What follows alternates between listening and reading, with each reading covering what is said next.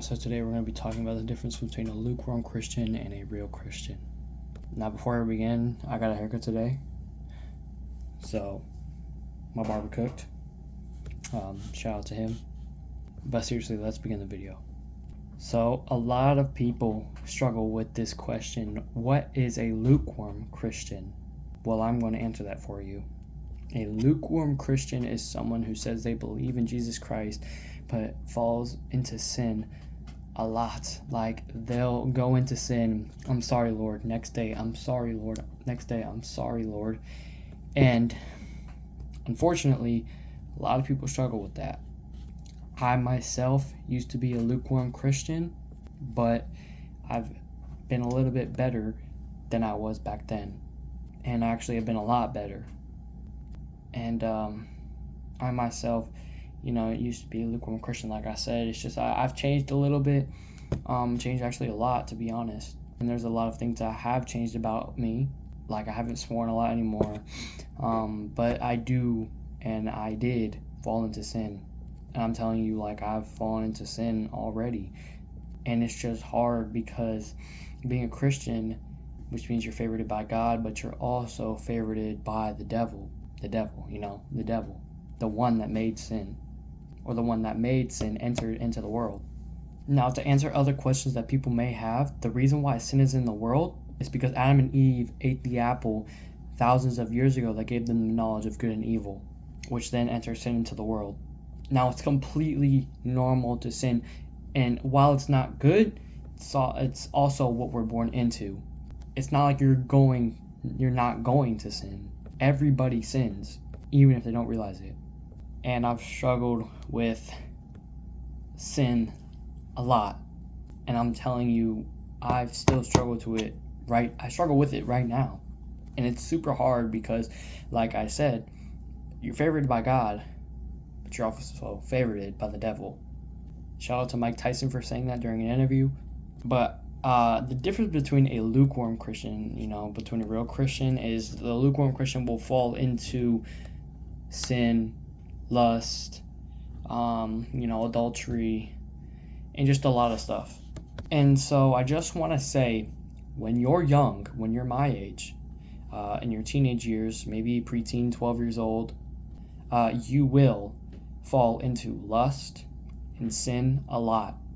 And it's not like teenagers it's not like they don't fall into lust a lot, because I'm telling you, falling into lust is one of the worst things ever, because you feel good at one point, but then the realization hits you after you're no longer pleasing yourself.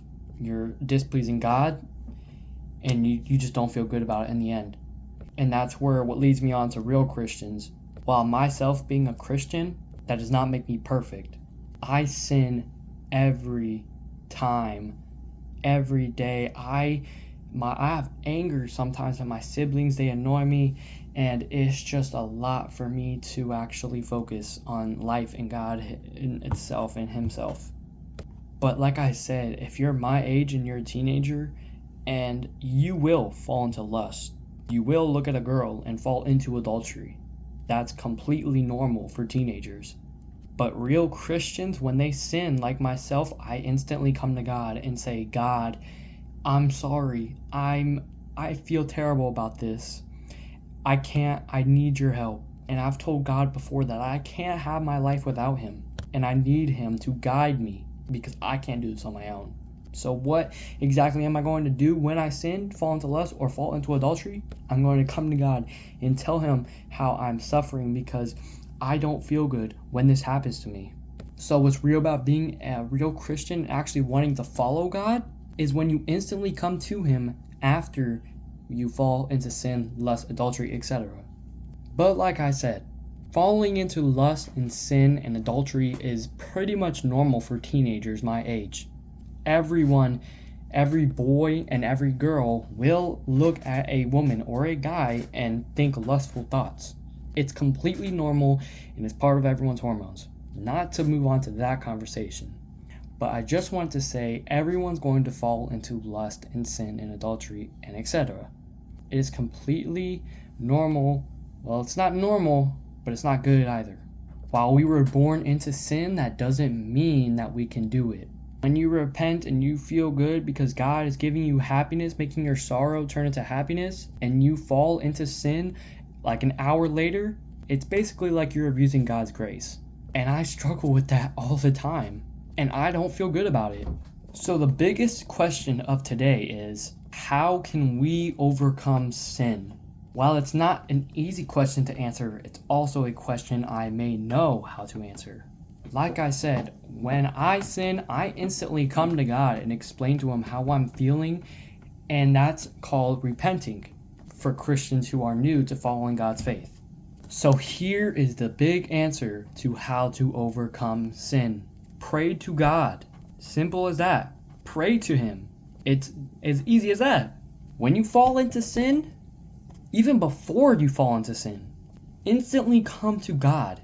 If you see a lustful comment, video on social media, skip past it and pray to God and say, Lord, give me your strength and help me overcome this sin. Everyone is going to fall into sin, like I said. But the easiest way to overcome sin is by praying to God and help Him understand what you're going through. Even when you pray and you stutter, God will understand what you are wanting to talk about with Him. And another way to grow your faith with God is, people call it the pray, walk, I guess. It's when you just go on a walk and talk with God. You don't have to bow your head. You don't have to close your eyes, make this with your hands. You can just go on a walk and just talk to God. You can talk to Him and explain how you're feeling. So just to simplify that answer, to overcome sin, tell God to help you strength through that. When you sin, tell God how you're feeling after you fall into sin. He will turn your sorrow into happiness and love towards others. That's basically what I wanted to talk about today. Just to answer anyone's questions between a lukewarm Christian and a real Christian. God bless, my friends.